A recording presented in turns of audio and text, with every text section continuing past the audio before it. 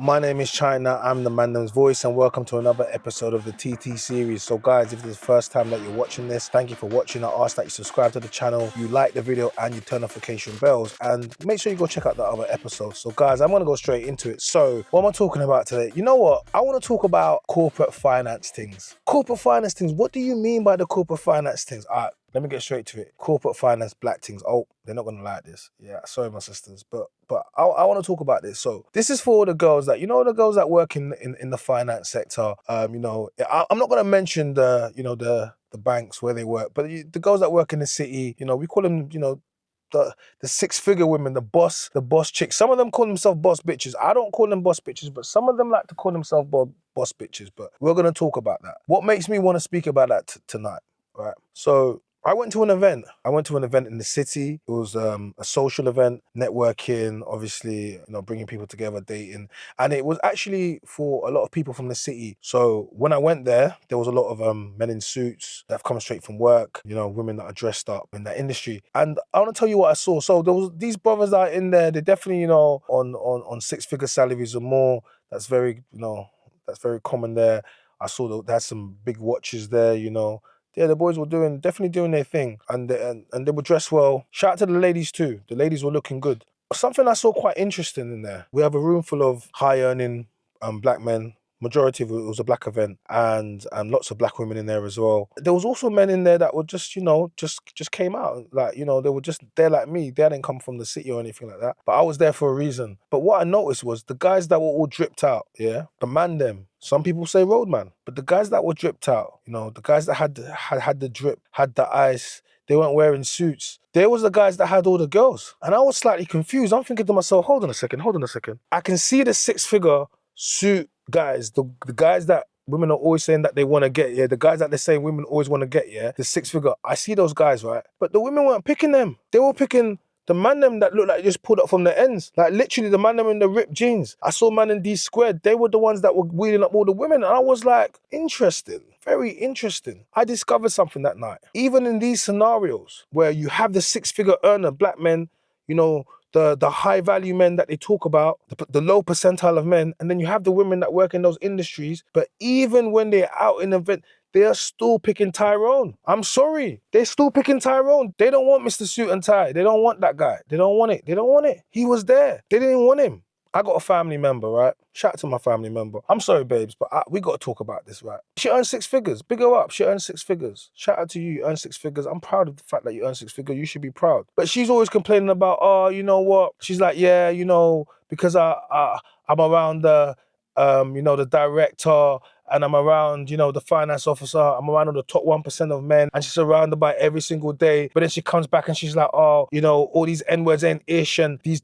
But I'm like, I said to her, but you're surrounded by six-figure earners, right? And way more, seven figures, right? And I'm like, yeah, cool. But you don't date them and they don't date you, all right? But the man that you date are men that don't earn that. They don't earn close to that, okay? And then she's like, what do you mean? So I'm saying to her, that's your level. She's like, what do you mean that's my level? I'm saying to her, it's that you work with all of these guys, right? All of these six-figure, seven-figure earners, cool, you're surrounded by them. You go into the city and you surround yourself with all these guys, cool. But then when you come back into the world where most of the guys that you date are not going to be earning that, right? Because that is a top percentile of men. And when you add the fact of black men, it's going to make it even less. You want to start coming over here and starting to come and shit on your men. She started saying to me, oh, you know what? A man that earns 30 grand to me a year is a bum. I said, what? A bum? I said, do you know what the average income is? But she's saying, oh, these are the types of men that approach me. So I'm saying to her, why do you think that is? Why aren't these seven figures, these seven figures, six-figure jiggers approaching you at work? Why not?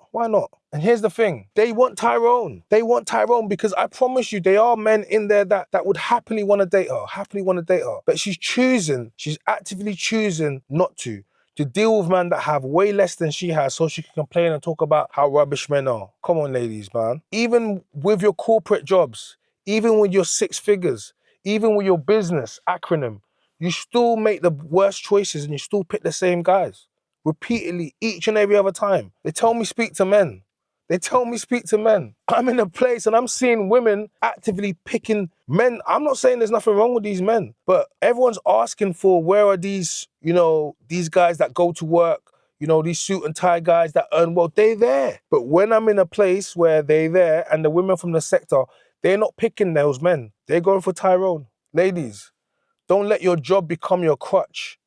It is a career, it is a job. You should be proud of it. You worked hard for it. You should be proud of it. But don't let it become your identity. Don't let it become something that you lead with. Don't let it become a tool to disrespect men. So here's the thing, right? When a man earns money, this is the thing why men always talk about we don't care about your money, ladies. Because the reason we don't care about your money is quite simple. When we make money, even if we don't have a lot of money, from the moment a man starts having an interest in you, you are a direct beneficiary of that man, and he starts to spend money with you, okay? Women don't spend money on you unless they actually like you, like really like you. Takes a, you know, women don't do that. So what good is it if she earns 6 figures and more? What good is it if it becomes a tool to emasculate men? It doesn't become anything just as a tool. Oh, I don't need men. Oh, I earn this. I'm a boss girl.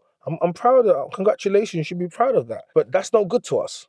That's like us screaming, yo, we don't need no woman, we're boss men, yeah. Like, of course, we need women over here. So, you know, unless you're gonna be a woman that's gonna allow a man to have access to your funds and you know, set up your house on the HMO and then do investments, and then in reality, the money that you make doesn't matter. It just gives you something where you can be proud of course, but it doesn't give you anything that in reality, us men are going to look at as the types of men that really care that you earn that type of money aren't really the types of men that you want. I'll be real with you. The types of men that are going to be impressed by your salary and the types of money, no, they're probably the types of men that probably don't have the best interest for you. They probably want to leech off you. I'm going to be honest with you. These are what they call the hobosexuals. You know what hobosexuals, ladies? Hobosexuals, this is what men are doing. They're looking for women so they can move into your home. I'm telling you, it's a real thing. And as people are going to be like, no, I ain't going to move.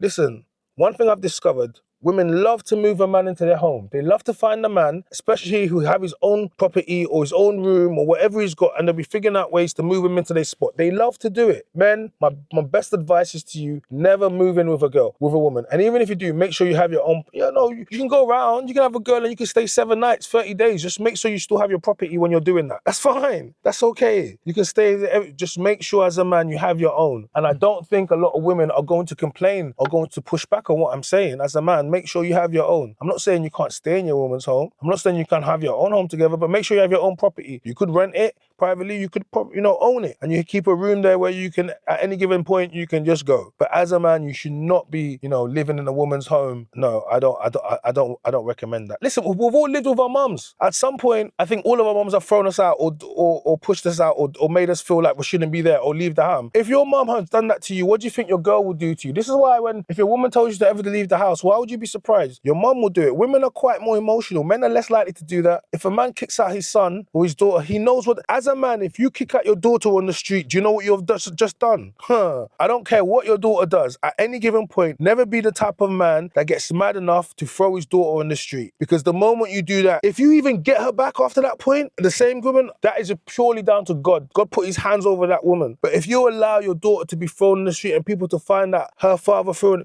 you just left your daughter. Like, same with your son, the same way.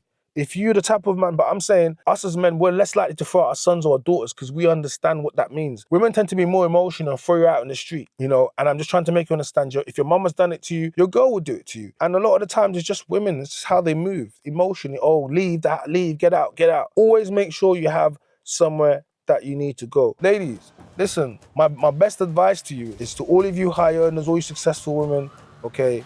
Shout you out, big you up. We rate that. We do, because I come from that. Successful women. But all of my sisters are married, and not one of them will allow their success or their business, their qualifications or their attributes to be a reason why you can't have a husband and have family. That your qualifications and your job does not become you. Do not allow it to become you, ladies, okay? And that's what I'm trying to put out there. And I've witnessed it. You keep saying, where are the good guys? The good guys are out there. I witnessed you picking Tyrone, you know what I mean? And I'm not saying just because he wears a suit and tie, that makes him better than the guy that's in ripped jeans and these squares. I'm not saying that. But, when women are asking where these guys are, I'm watching where these guys are. And the guys that I saw were cleaning up, chopping up all the things. They wasn't the 6-figure, suit and tie brothers that were from the city, no. So shout out to all you corporate finance things, you corporate finance black things. They weren't like that, but it's all good. Shout out to all my black queens, you corporate finance black queens. You prefer that? They ain't gonna play that clip though.